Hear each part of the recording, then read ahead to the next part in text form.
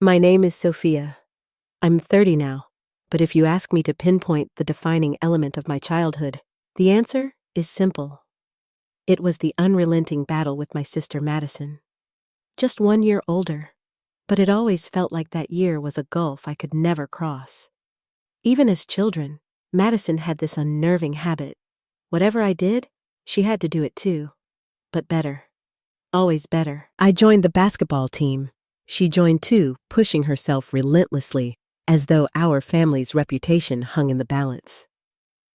I earned the lead role in our school play, and Madison audibly decided she'd audition for another production's lead role.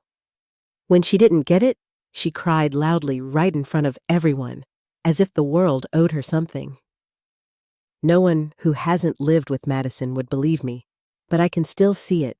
The day I won the state-level speech contest at 14, my name rang through the auditorium. The crowd clapped, and then I saw it. Madison, standing just beyond the crowd, throwing her bouquet to the ground as though she had been stabbed. When we got home, I placed my trophy carefully on the shelf, but as soon as I turned away, Madison stormed in. She grabbed the trophy, raised it high, and slammed it to the ground. It shattered. My parents were silent.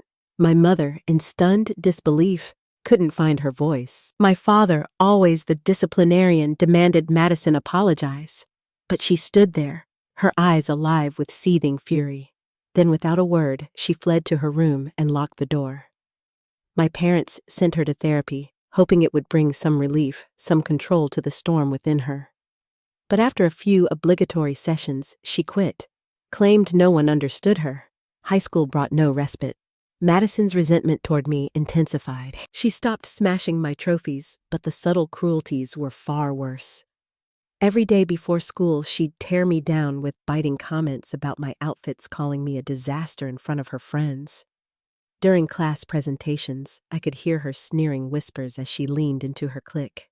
Whenever I started to get close to someone, she'd pull them in, distancing them from me, until I was invisible, until I didn't exist.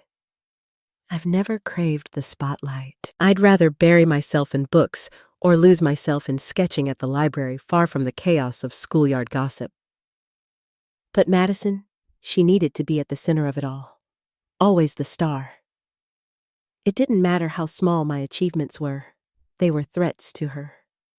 Threats to her very existence. I overheard my parents talking one night. They whispered about Madison, wondering why she couldn't see me as anything but a rival. One Christmas, my mother bought us matching bracelets, hoping to create a sense of connection.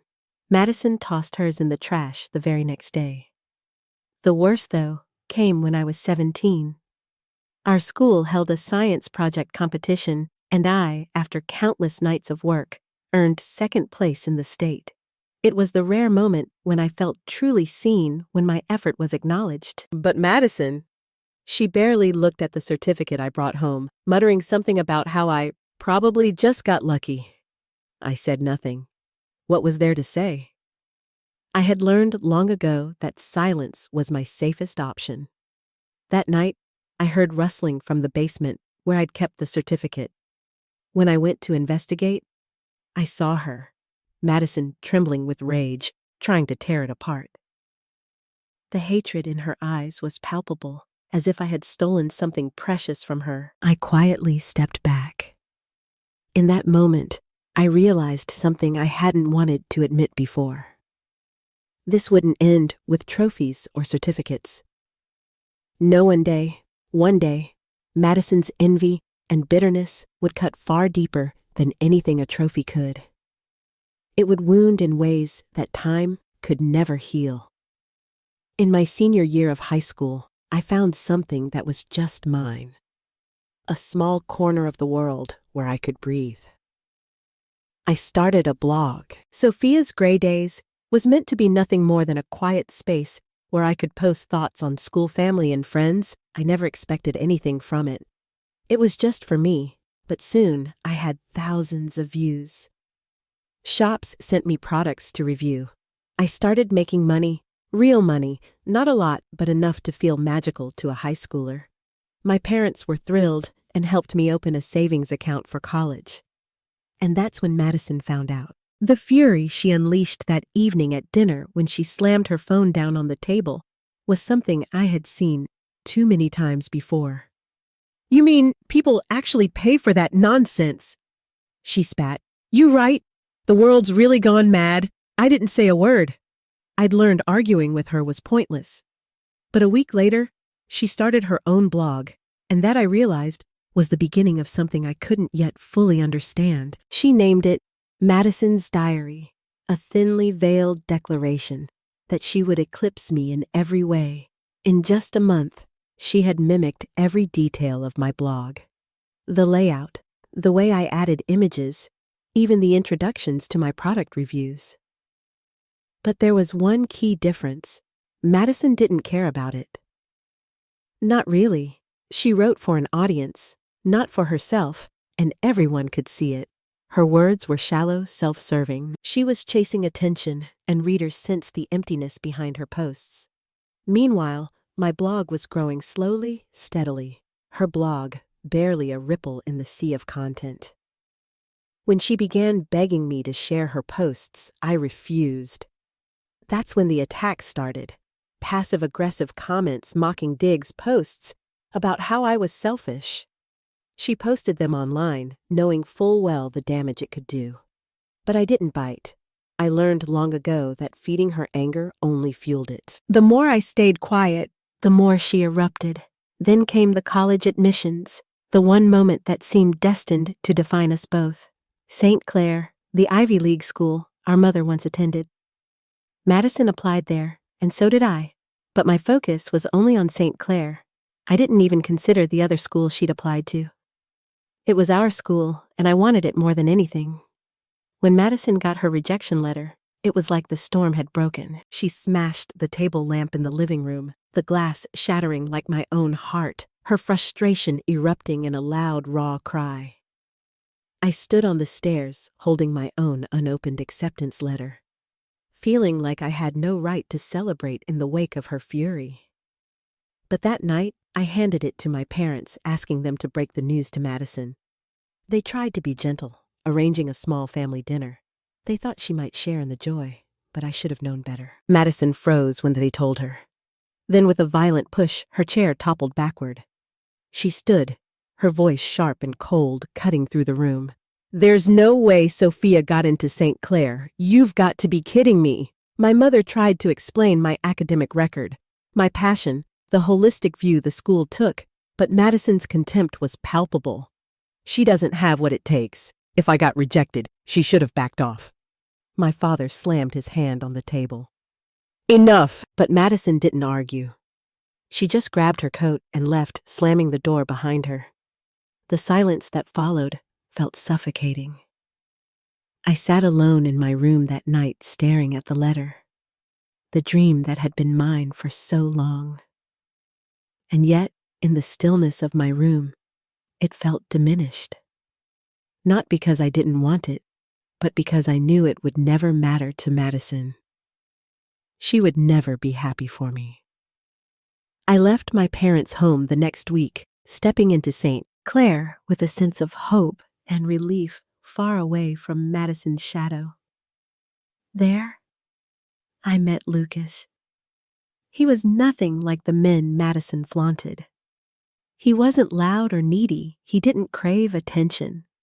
Lucas was gentle, thoughtful, and always listened, really listened. For the first time in my life, I felt seen for who I was, not as an extension of someone else's expectations. We met at a fall seminar, both volunteering as event assistants. It was quiet, a space where neither of us had to pretend. We dated through the ups and downs of college, stressful exams, endless internships, and weekend trips to his hometown in Vermont. 3 years later, when I graduated with honors, Lucas knelt under the maple tree in front of the school, holding out a simple silver ring. "Will you walk through life with me?" he asked. I cried, not because I was surprised, but because for the first time, I felt chosen. Not because I was in competition with anyone, not because someone needed to outshine me, but because I was me. We didn't rush into a wedding.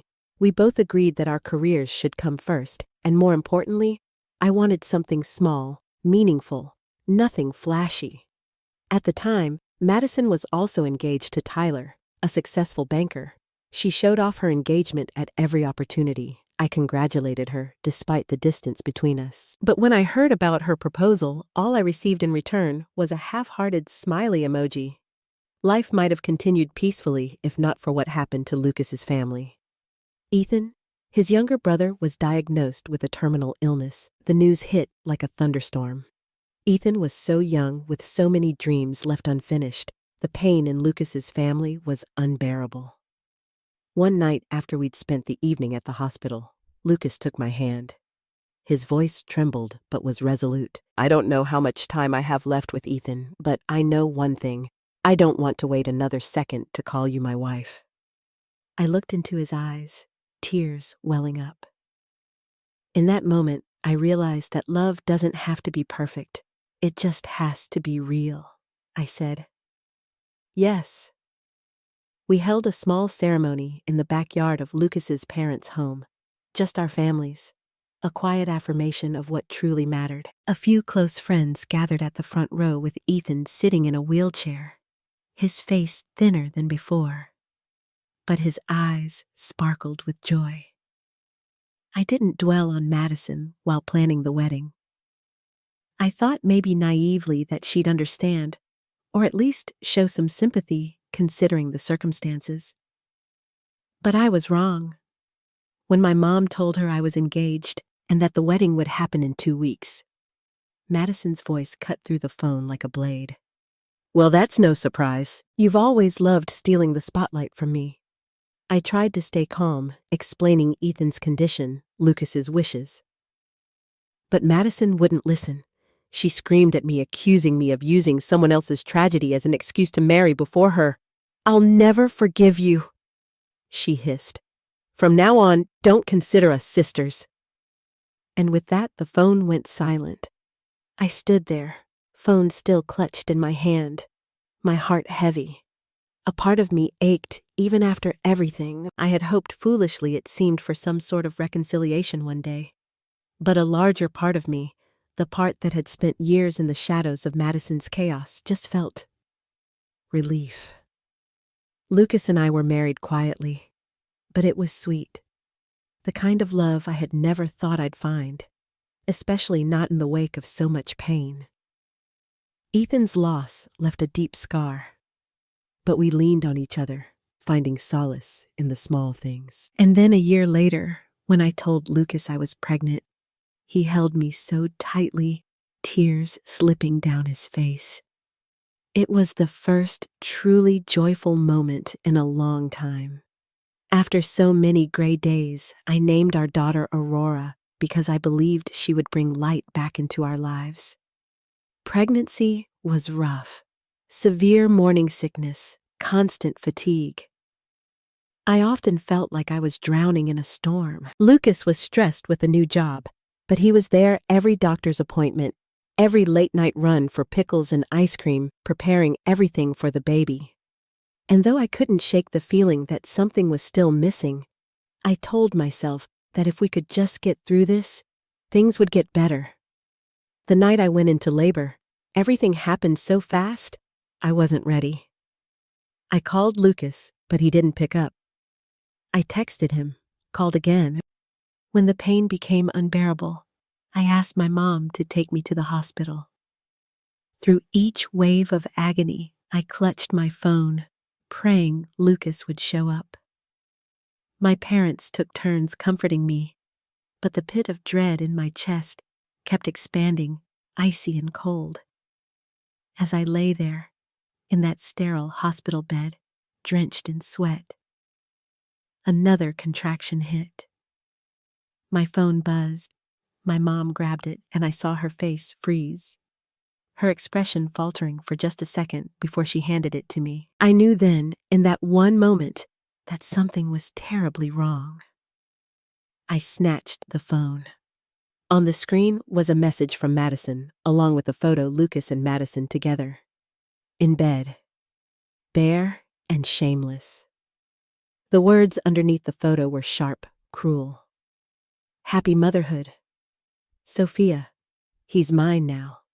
I couldn't breathe. Labor pain. Humiliation. Betrayal. Everything collided in a violent tidal wave that crushed me in what should have been the most sacred moment of my life. I dialed Lucas's number. It rang 4 times before he answered. His voice disturbingly calm. So, what's wrong? Sophia? I couldn't hold back. I screamed through my tears, asking why.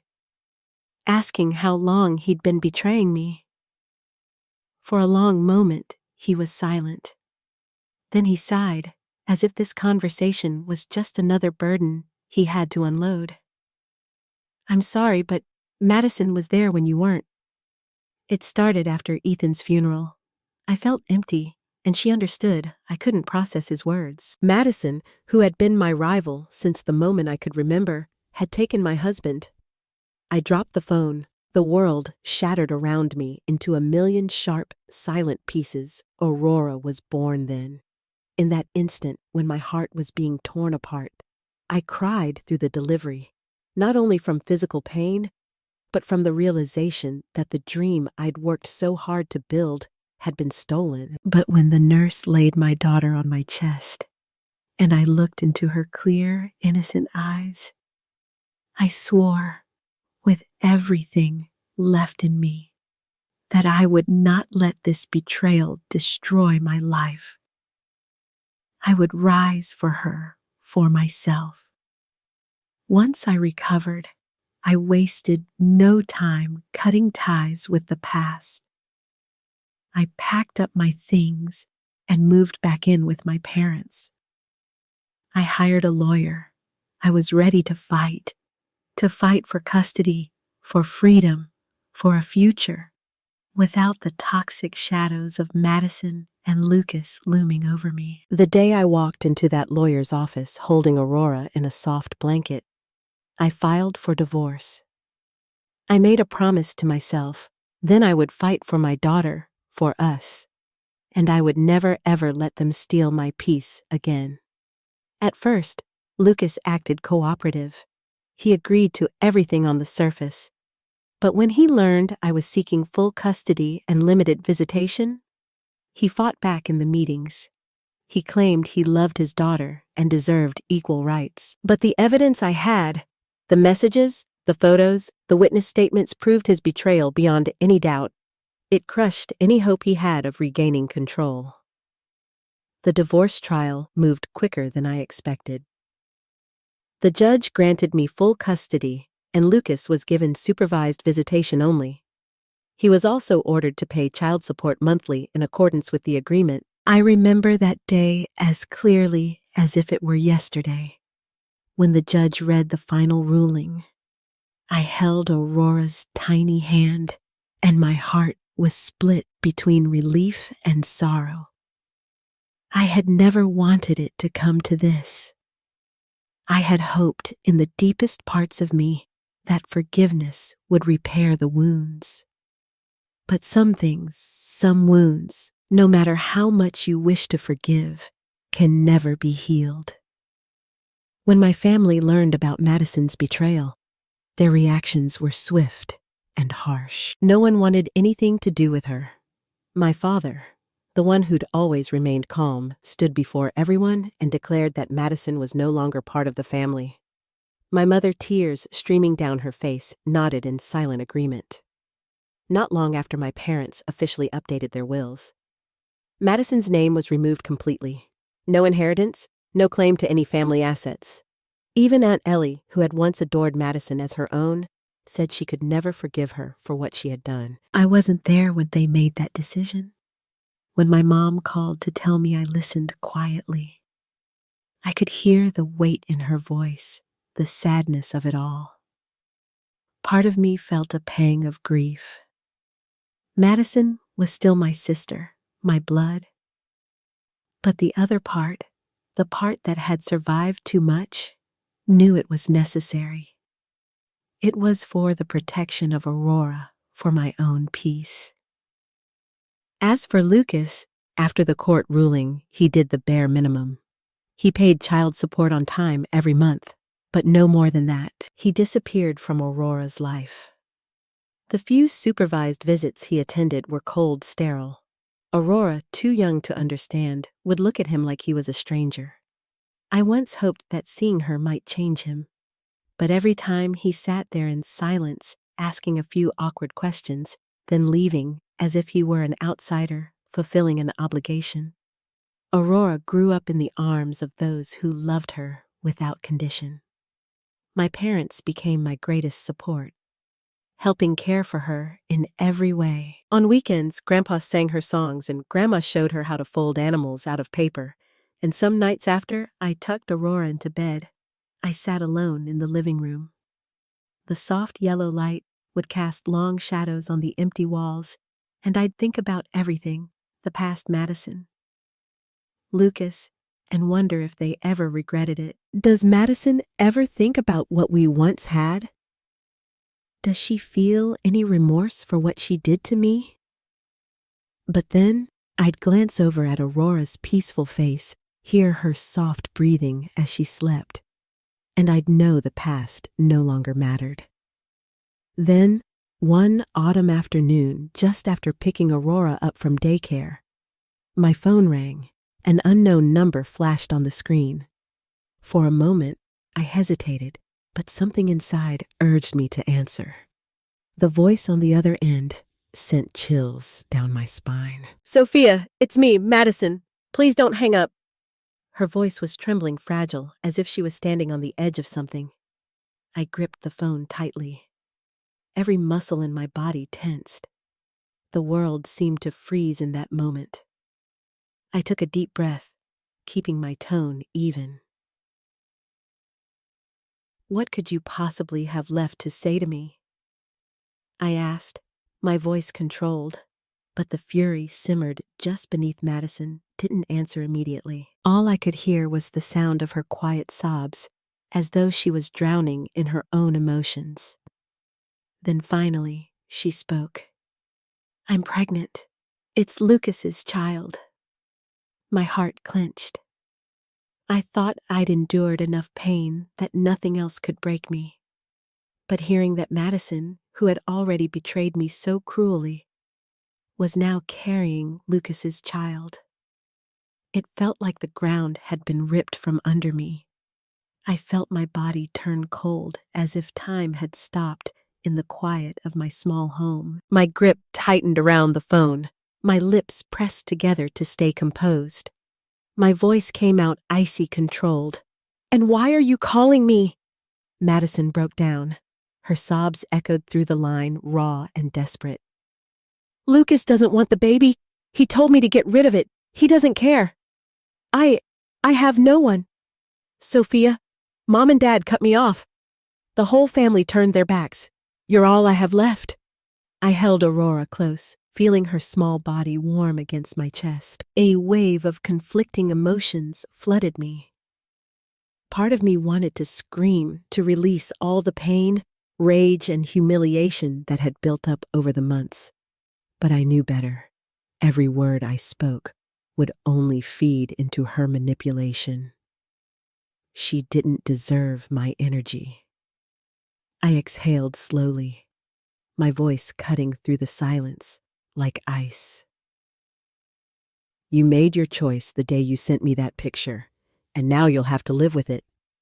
Madison's sobs intensified. She nearly screamed. "You know how hard it is to be a single mom? Sophia, you've been through it. Please, I'm begging you. Don't abandon me." I looked into Aurora's clear, trusting eyes. In that moment, I saw not just my daughter, but a reflection of myself, the woman who had risen from the ruins, who would never again allow anyone to walk all over her. "You left me when I was at my lowest," I said firmly, each word striking like a hammer. "You mocked me, stabbed me in the back, and paraded your victory with cruelty. Now you want me to reach out and save you." I let the silence hang between us like a blade. Then I finished with cold finality. "I don't hate you, Madison. I just don't care anymore." I ended the call, blocked the number, and set my phone down. Aurora stirred in my arms, her peaceful breathing grounding me. I knew I had done the right thing, not because I was cruel, but because I had learned. Forgiveness doesn't mean allowing someone to hurt you again. It's about protecting your peace. It took nearly a year to rebuild my life after everything that happened. When Aurora turned 1, I knew it was time to stand on my own again. With the savings from my blogging days and help from my parents, I found a small apartment on the outskirts of Greenville. It was quiet, peaceful, close enough for my parents to visit, but far enough for me and Aurora to have our own space. The day I signed the lease and held the keys in my hand, tears rolled down my cheeks. Not out of sadness, but because, for the first time in a long time, I truly felt free. I hired a young nanny named Chloe, kind, gentle, and wonderful with children. Chloe cared for Aurora while I worked full-time at a local media company. Each evening, I'd come home, take Aurora from Chloe's arms, and hold her close, like the whole world was wrapped up in that tiny body. Our life, though busy and exhausting at times, found a gentle rhythm. No more fights, no more sarcasm, no more betrayal lurking in the shadows. Meanwhile, Madison gave birth to a baby boy. I only heard the news through my mom, the only family member who decided to visit Madison after the birth. She told me that Madison delivered alone in a small hospital on the outskirts. No friends, no family. By her side except for a kind elderly nurse. Lucas, as promised, never showed up. He didn't send congratulations. He just wired the child support like a distant obligation. My mom, holding the baby in her arms, looked at him with quiet sorrow. She said, Madison begged her for forgiveness, crying and pleading to be accepted again. But my mom, with a heart long shattered, gently placed the baby back in the crib and whispered that she had come for the innocent child, not for the daughter she once loved unconditionally. My dad, he never mentioned Madison again. To him, the betrayal was beyond repair. The years she spent tearing the family apart were over in his mind for good. As for me, I continued my healing journey. I signed up for therapy at a local counseling center. My therapist, Megan, helped me untangle the emotional knots I'd carried for so long. With each session, I realized I didn't need Madison's validation. I didn't need an apology from Lucas. I just needed to love myself, flawed, strong, and full of fire. Some evenings, after tucking Aurora into bed, I'd sit alone in our small kitchen, a warm cup of tea in my hands, staring at the dim glow of the streetlights through the curtains. I'd think about Madison, about all the bitterness, and for the first time in my life, I felt peace. No more anchors, no more blame, just silence, like a still lake calm after a storm. Aurora grew each day with a bright smile and hopeful eyes. Every tiny step she took reminded me that the past didn't define the future I chose to move forward. And Aurora, in her pure, innocent way, was the living proof of that choice. One afternoon, as I picked Aurora up from daycare, she threw her arms around me and chirped, "I love you, Mommy." In that moment, all the scars, all the lonely nights, all the heartbreak, it all felt worth it. I smiled, lifted her high into the air, and whispered to myself, "We made it through. The life ahead of us, wide and open, waits for us to write a new chapter, one built on love, courage, and an unbreakable spirit." My story isn't just about surviving betrayal. It's about finding myself again, from someone who once lived in the shadow of jealousy and pain. I rose.